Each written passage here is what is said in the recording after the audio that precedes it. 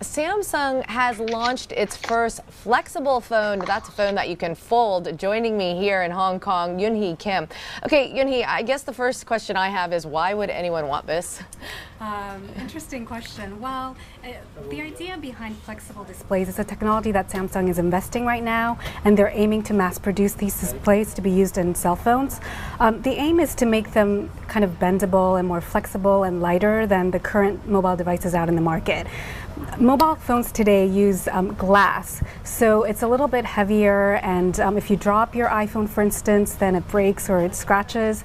The idea is if you use flexible displays, it's going to be easier to carry and thinner and lighter. And I'm certainly one to always drop my phone, so I could see. And I assume they have the camera and everything like this, but it looks like we're looking at a picture of the plastic, or we just was.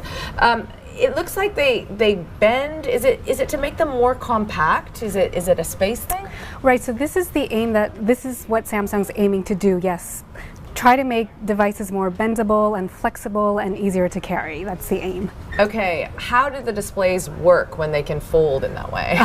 Well, Samsung just has a prototype out, so it doesn't mean that they're actually manufacturing these in volumes right now. So what the company is trying to do is actually mass produce them by the first half of next year, and they're going to use these displays in some of the devices that they're going to be launching. So no one has actually seen these phones yet. It's just a prototype, and so we'll have to wait and see how they actually work. The obvious aim is to make them bendable, but we're hearing that it's actually very difficult to manufacture, and that's why it's taking them a long time to mass produce these displays. Okay, and we all know how competitive the smartphone industry is. Right. Are any of the competitors doing a similar thing? I mean, could this be the next big thing? Right. I mean, the smartphone and tablet markets are, competition is intensifying, and manufacturers really want to differentiate their products. And one of the reasons why Samsung's actually getting into this market is they want to introduce this new display technology that will put them ahead of companies like, for instance, Apple. Samsung isn't the first one to manufacture these types of displays. In fact, Sony has launched several prototypes. 2 years ago, they launched a 4.1-inch prototype display. But a company spokesman says that they haven't been able to mass produce these displays or commercialize them. So Sony hasn't been able to put these products out into the market. We also know that South Korea's LG Display, it's a display company based in Seoul.